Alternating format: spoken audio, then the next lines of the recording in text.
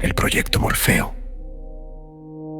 ¿Alguna vez has soñado con un extraño que parece conocerte mejor que tu propia familia? No me refiero a un rostro cualquiera perdido en el desorden de la noche.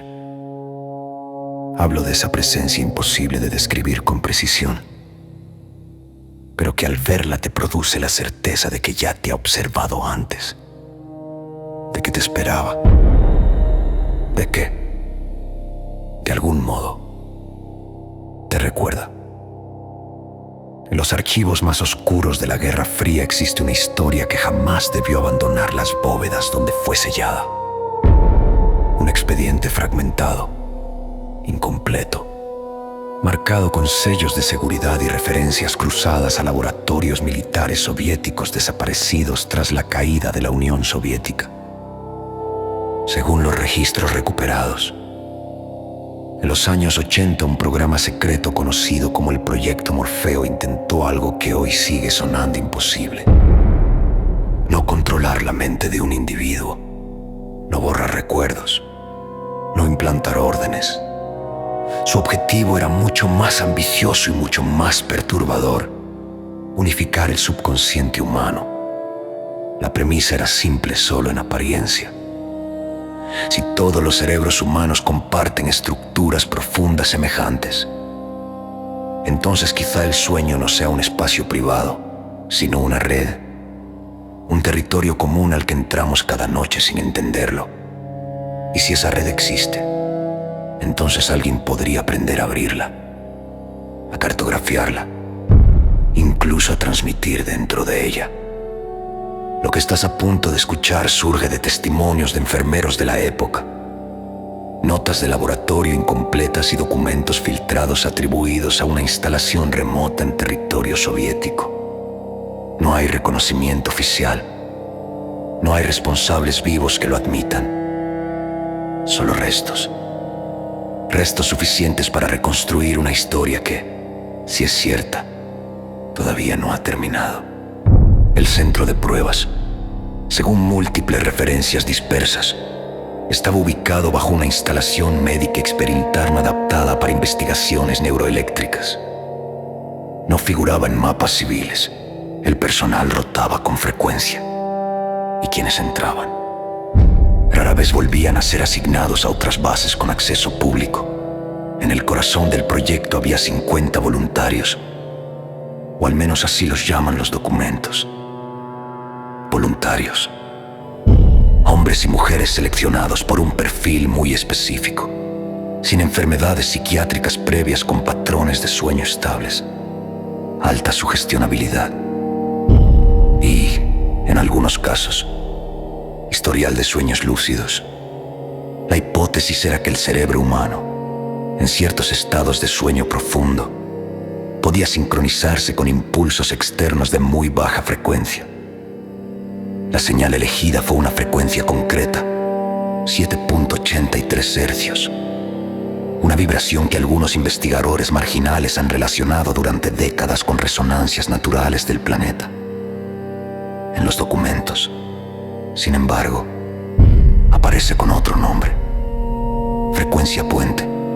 Los 50 sujetos fueron aislados en cámaras separadas, sin contacto visual entre ellos, cada uno conectado a monitores cardíacos, electroencefalogramas y sistemas de audio de campo cerrado. Se les administró un sedante de acción gradual para inducir un sueño profundo sostenido, no un descanso normal, sino una inmersión controlada y prolongada, una entrada forzada en las capas más profundas del sueño. Las primeras horas parecían confirmar la teoría. Según los registros recuperados, la actividad cerebral comenzó a mostrar coincidencias inesperadas entre sujetos que jamás se habían visto. No solo ritmos parecidos, no solo fases de sueño alineadas. Las gráficas se acercaban entre sí con una precisión estadísticamente absurda, como si los cerebros no estuvieran simplemente durmiendo al mismo tiempo, sino recorriendo el mismo paisaje.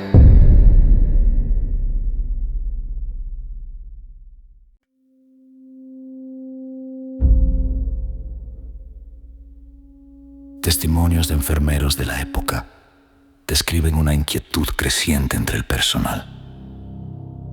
Algunos aseguraban que, al pasar frente a las cámaras, notaban expresiones idénticas en rostros distintos, músculos faciales tensándose al mismo tiempo, globos oculares moviéndose en sincronía, susurros, palabras sueltas.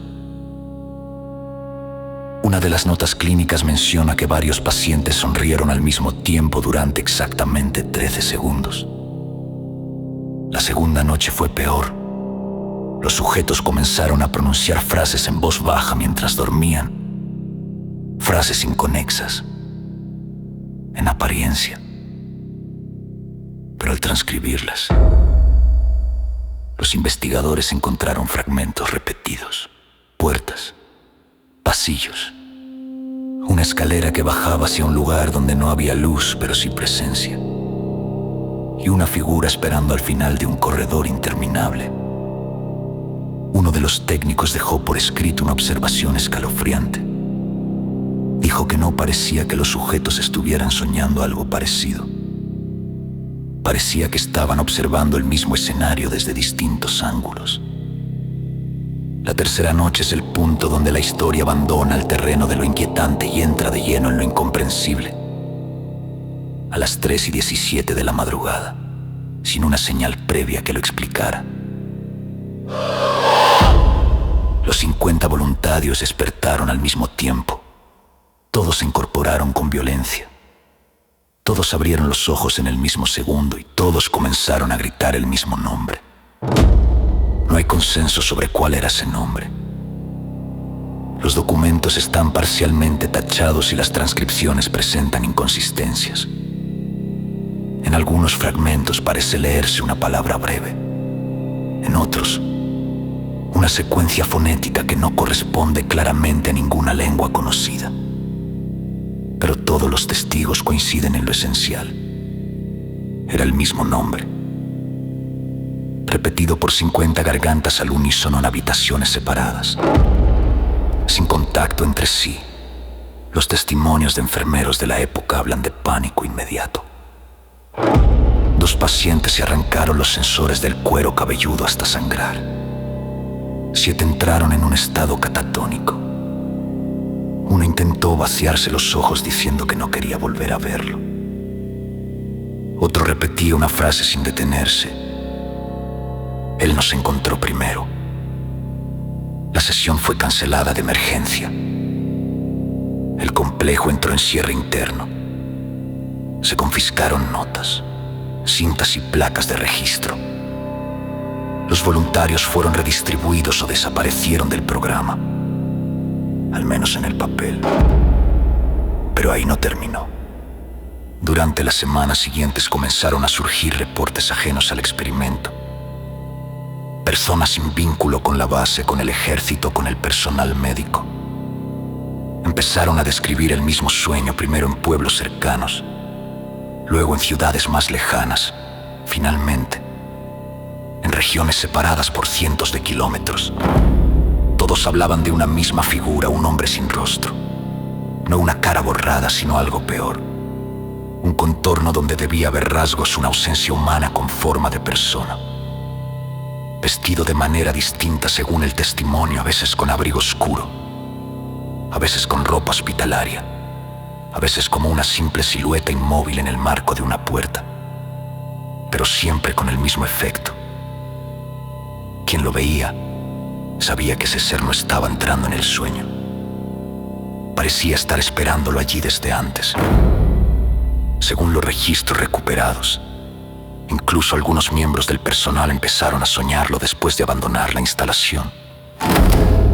Uno de los médicos escribió una nota privada en la que aseguraba ver al hombre sin rostro de pie junto a su cama. No dentro del sueño, sino justo en el límite entre el sueño y la vigilia.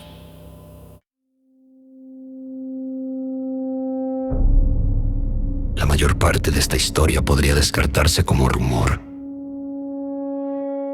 propaganda o folclore postsoviético. Pero los llamados documentos filtrados son lo que mantiene vivo el caso. Entre los archivos atribuidos al proyecto Morfeo hay varias hojas de electroencefalogramas comparados. A simple vista parecen registros técnicos comunes, pero las anotaciones laterales llaman la atención por su insistencia. Coincidencia estructural, patrón espejo, superposición imposible. En una de las páginas, dos trazados pertenecientes a sujetos distintos aparecen casi idénticos. Lo inquietante no es solo la similitud, es la distancia. Según el encabezado, esos registros fueron obtenidos cuando ambos individuos ya no estaban en la misma instalación. Uno seguía bajo observación clínica, el otro había sido trasladado a otra región, a kilómetros de distancia. Y aún así, sus ondas cerebrales se volvían idénticas durante intervalos concretos del sueño profundo. Otra serie de documentos menciona episodios de sincronización en personas que no figuraban en el proyecto. Sujetos civiles, sueños compartidos, despertares simultáneos, palabras coincidentes anotadas en entrevistas separadas. Los informes nunca llegan a una conclusión definitiva, pero la sospecha se vuelve evidente en cada página. Algo fue abierto, y después de abrirse, ya no pudo cerrarse. Testimonios de enfermeros de la época aseguran que los científicos dejaron de referirse al fenómeno como contagio onírico y comenzaron a usar otra expresión: campo de acceso.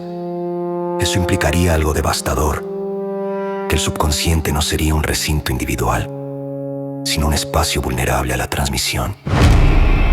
Una arquitectura en la que basta una frecuencia adecuada para que múltiples mentes entren por la misma puerta.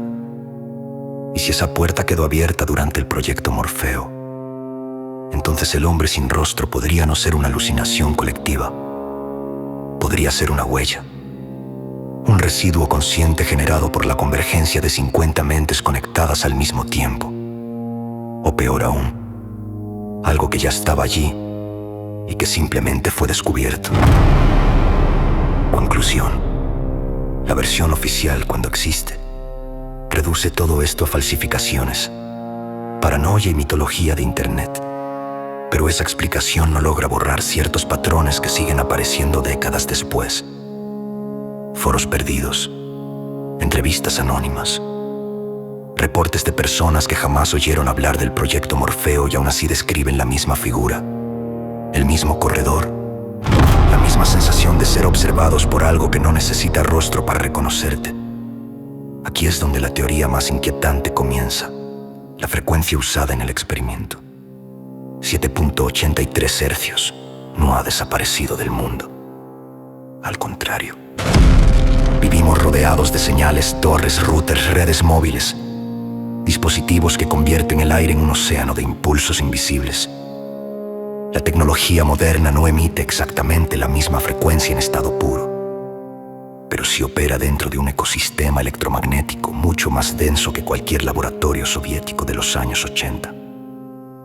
Y si el experimento nunca se detuvo realmente, entonces quizá ya no necesite un búnker, ni sedantes, ni cables conectados al cráneo. Quizá hoy la transmisión viaje de otro modo. Quizá las ondas de celular no estén creando el fenómeno, sino amplificándolo, manteniendo vivo un patrón que fue sembrado hace décadas, rebotando entre dispositivos, ciudades y cuerpos dormidos, pasando de una mente a otra con la suavidad de una señal que nadie nota, pero que todos reciben.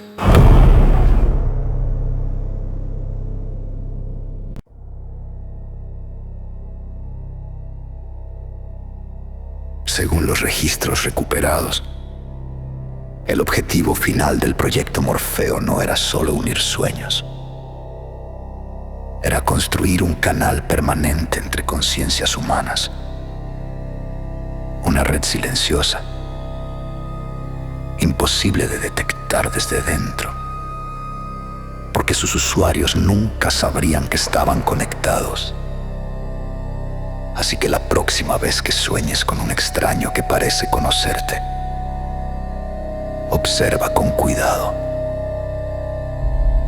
Mira si se mueve o si solo espera. Mira si tiene rostro. Y sobre todo, pregúntate algo. ¿Cuándo lo viste? ¿Entró él en tu sueño? ¿O fuiste tú quien entró en el suyo? Esto fue ecos de sombras. Si alguna vez has visto a un hombre sin rostro en tus sueños, quizás este caso no sea solo una historia para ti. Quizás seas parte de sus últimas consecuencias. Duerme con cuidado.